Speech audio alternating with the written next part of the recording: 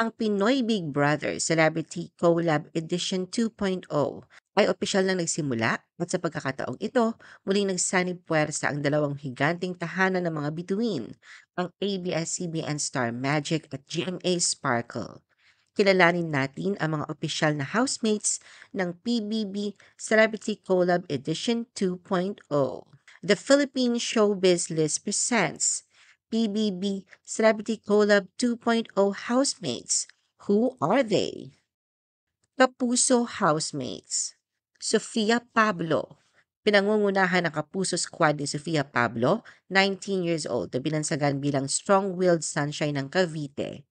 Sa kanyang video introduction, inilarawan ni Sofia ang sarili bilang masayahin at taong marunong mag-enjoy sa bawat sandali ng buhay. Lumaki si Sofia nang wala ang kanyang ama na umalis noong siya ay 3 taong gulang pa lamang, kaya't ang kanyang ina ang nagsilbing sandigan at matalik na kaibigan niya.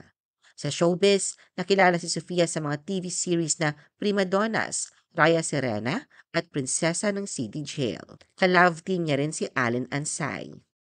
Marco Massa. Sumunod na pumasok ang isa pang pamilyar na mukha, si Marco Massa, 18 years old, na binansagan bilang ang Wonder Brother ng Antipolo. Marami na nakakakilala sa kanya dahil bata pa lang siya ay laman na siya ng telebisyon. Nagsimula sa mga TV commercials noong 4 taong gulang pa lamang. Ngunit pinakatumatak siya sa puso ng mga manonood bilang si Nathaniel, ang munting anghel na minahal ng lahat sa sikat na kapamilya series na may parehong pamagat. Heth Jornales. Magaling, gwapo at palaban. Iyan si Heth Jornales, 16 years old at tinagurian bilang ang fighting prince ng Taguig. Siya lamang ang nag-iisang lalaki sa 3 magkakapatid na nasa pagitan ng 2 kapatid na babae. Nagsimula siyang lumabas sa mga TV commercials noong siya ay 9 taong gulang pa lamang at ngayon ay nangangarap na maging bihasa sa mga action roles tulad ng kanyang ama na si Michael Roy Jornales. Princess Aliyah. Ang 17 years old na Princess Aliyah ay binansagang Royal Songstress ng Bulacan. Talagang may regal charm at malakas na boses ang dalagang ito. Nakilala siya bilang isa sa mga contestant ng The Voice Kids sa ABS-CBN. Nagpakitang gila sa stage ng theater at nagkaroon pa ng breakthrough role sa teleserye. Anton Vinzon. Kilala si Anton, 17 years old, na tinaguri ang astig an action star ng Baguio. Anak siya ng action star na si Roy Vinzon. Ngunit determinado si Anton na patunayan ang sarili, kaya sumasailalim siya sa iba't ibang acting workshops upang hasain ang kanyang talento at mapatunayan na may sarili siyang kakayahan at pagkakakilanlan sa mundo ng showbiz. Waynona Collins. Ang 18 years old na si Waynona ay binansagan bilang ang ate di pamilya ng Quezon City.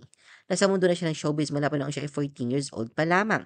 Ngunit higit pa sa anumang role na ginagampanan niya sa kamera, ang kanyang tunay na papel bilang panganay na kapatid ang nagturo sa kanya ng tunay na tapang at malasakit. Nagkaroon si Waynona ng maikling appearance sa wartime drama na Pulang Araw. Caprice Cayetano. Si Caprice Cayetano, 16 years old, ay tinaguri ang demure daughter ng Quezon City. Pumasok siya sa industriya noong 5 taong gulang pa lamang dahil sa husay niyang umarte at umiyak sa eksena kahit walang rehearsal. Lumabas si Caprice sa iba't ibang kapuso shows. Lee Victor. Nagpasigla sa pagpasok sa bahay ni Kuya si Lee Victor, 16 years old, na binansagan bilang energetic son ambassador ng Cavite. Half Pinoy, half British, pero 100% mama's boy. Lumaki si Lee kasama lamang ang kanyang ina na buong puso siyang pinalaki matapos maghiwalay ng kanyang mga magulang. Bata pa lang si Lee ay sumabak na siya sa modeling bago tuluyang napasok sa pag-arte. John Clifford. Si John Clifford, 19 years old, ang tinaguri ang dutiful langga ng Cebu. Siya ay nag-iisang anak na lalaki sa isang napaka-close na pamilya.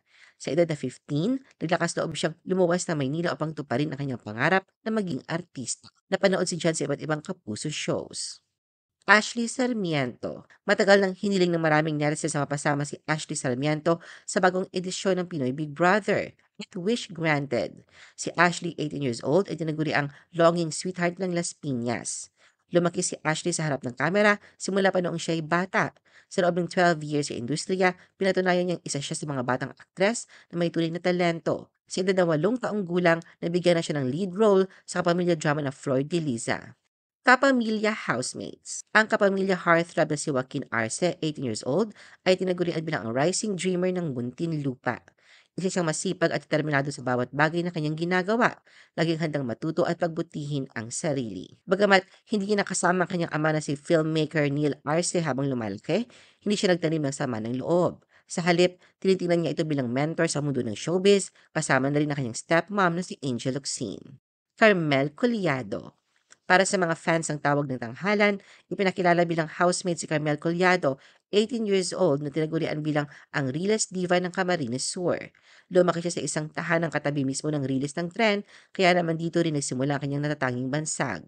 Bagamat nag-iisang anak si Carmel, hindi kailanman naging tahimik ang kanyang kabataan dahil malapit lamang ang kanilang mga kamag-anak, kaya laging masaya at puno ng musika ang kanilang tahanan. Nagsimula bilang psalmist sa simbahan at kalaunan ay umabot sa stage ng mundo nang makasalig siya sa W Copa o World Championships of Performing Arts. At itong taon lang, nasungkit ni Carmel ang titulong Tawag ng Tanghalan, The School Showdown Champion. Crystal Mejes.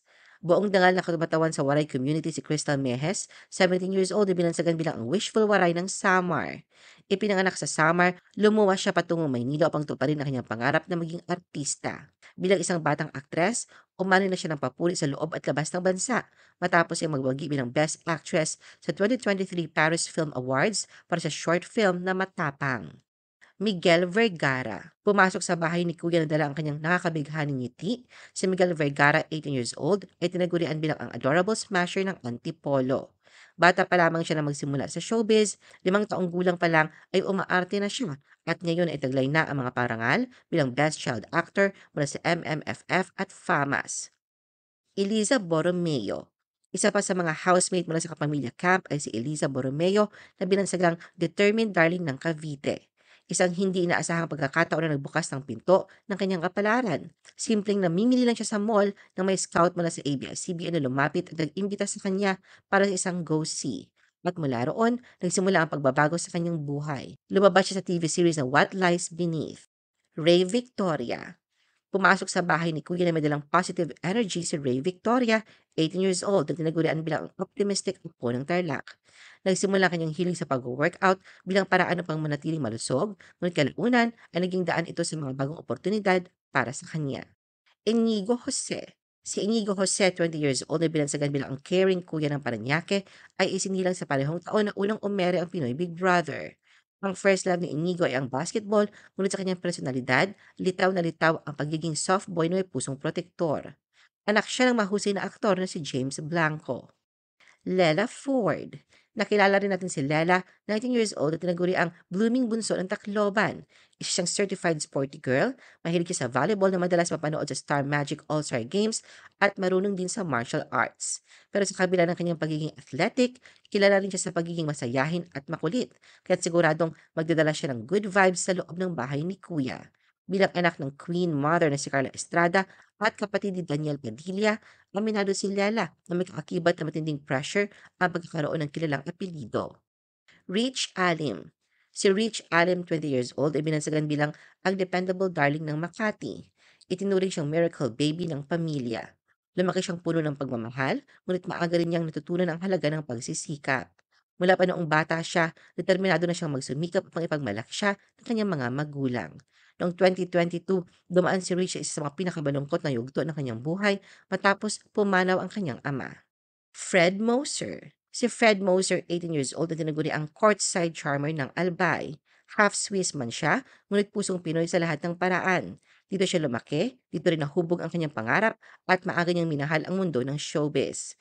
Nagsimula siya bilang modelo bago tuluyang lumipat sa pag-arte kung saan unti-unti niyang ipinapakita ang kanyang kakayahan sa harap ng kamera. Ano ang masasabi mo sa video na ito? Mag-like o mag-react at huwag mahiyang mag-comment.